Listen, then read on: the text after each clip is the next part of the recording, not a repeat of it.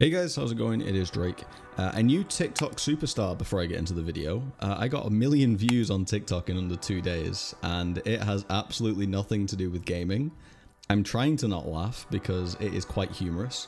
My following ratio is always predominantly been male because, well, gaming in this sphere is predominantly male. And, well, my following ratio on TikTok is like 80% women now. I made a video talking about a quite serious topic of consent, and it blew up.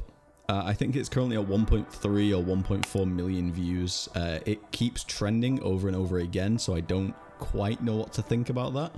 The unfortunate situation is that none of this translates over to my YouTube videos or my TikTok videos, which, if you don't know, I post 60-second reviews of games on there. So yeah, a little strange, but I'd appreciate if you went on over, followed, and changed up those ratios a little bit, and got some gamers on the platform. So this video is actually entirely different. It's not about consent, it's not about any social issues, it's about PS5 games. So I was thinking about PlayStation 5 and what games I actually want. Like, what games do I really need? Because as you know, because of my PlayStation 5 video, I stayed well clear of getting either of the launch consoles, well, either of the consoles on launch, because quite frankly, there are just no games I want to play, no games I feel worthy of my time or money or even effort right now. I'm waiting for those big either third party, second party or first party exclusives that come out and just wow me. The one game that has always stuck out to me is Deathloop from Arcane Studios. The reason being that last year, or maybe this year, it's all kind of a blur at this point, NoClip, the guys that do exceptional documentaries around game studios, released something called The Untold History of Arcane.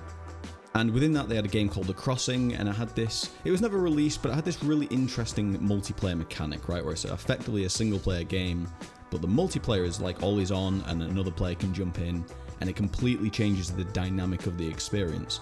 I thought that was incredible, and I really wished I got to play it. And then Arcane announced Deathloop. I think it's a timed exclusive on PlayStation 5, and this was my go-to game. I was like, oh my god, I get to play multiplayer, but I get to mix it up with an interesting single player. I am all about this game, and the art style for this game is gorgeous as well. I was all about it. And then I started to think, well, 1 minute, you're a huge Hogwarts fan, well, huge Harry Potter fan, and Hogwarts Legacy is coming out. What are you going to do about that? That's from Avalanche Studios. They gave a tentative release of 2021, and I am all about this game, so much so a few years ago on my Twitter, I spent 50 or 60 pounds, which is maybe $90, on creating a tweet that was an ad because I made a video so quickly that was just talking about Hogwarts Legacy and everything I thought could happen. Because many years ago, I drew up so many design documents for what a great RPG in that world would look like, and I'm so happy to finally get it. But it left me in this kind of conundrum. What is my most hyped game for 2021, but also the PlayStation 5? Those two are kind of joined at the minute, right? So we've got Deathloop and Hogwarts, and I was battling the two, and I thought, well, you know what? Why don't I just make a top 5 video that is me just discussing, just off the cuff, what I like about these games, what I'm expecting, 5 games that you could buy and be super happy with. The only game on this list, ironically, that is a bit of an odd one is probably Hogwarts Legacy, right? So we've got Deathloop. I think anyone can play Deathloop and have a good time with it.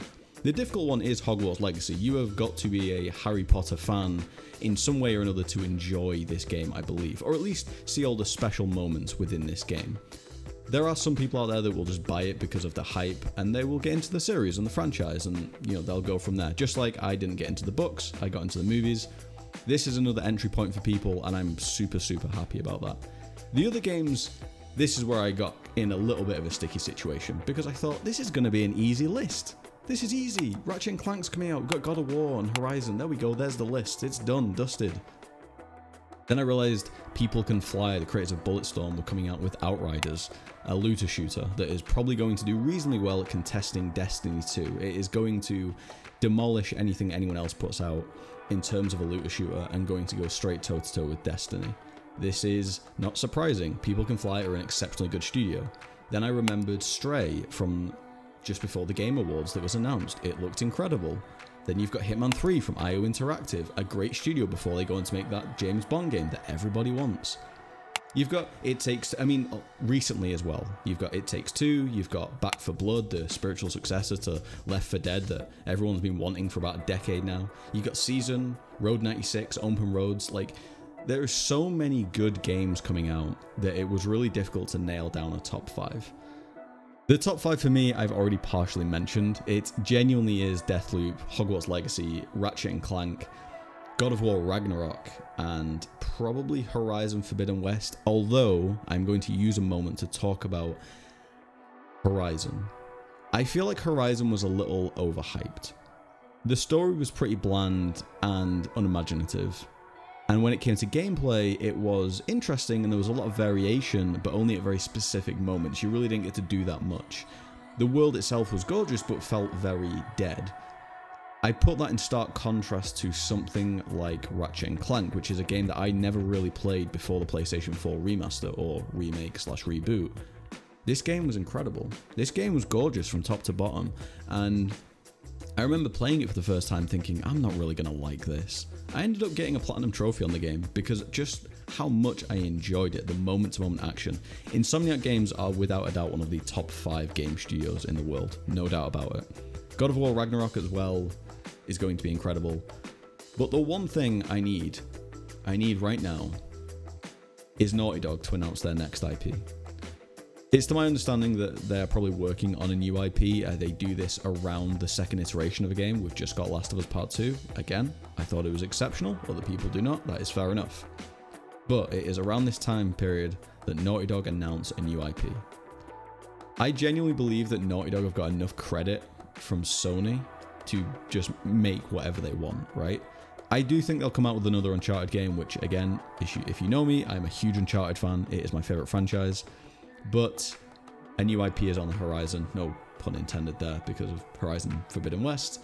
I'm excited. There is a ton of good games coming out. I do still disagree with people buying the PlayStation 5 immediately. I do seriously think there is nothing to play on that system right now that is really worth anyone's time. And obviously Cyberpunk is basically broken, so that's kind of unlucky for a lot of people. Anyway, this was just a super quick video. I really just wanted to talk about games for a quick moment before I go to the gym. I make videos on TikTok, I make videos on here. I genuinely am enjoying this a lot more than I used to. I'm not quite sure why. I'm just feeling a little bit better about everything.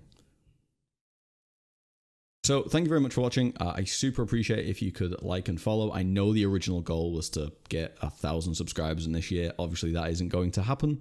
But if you want to help that journey along and maybe we can do it in 2021, it'd be super appreciated. And I will see you guys in the next video.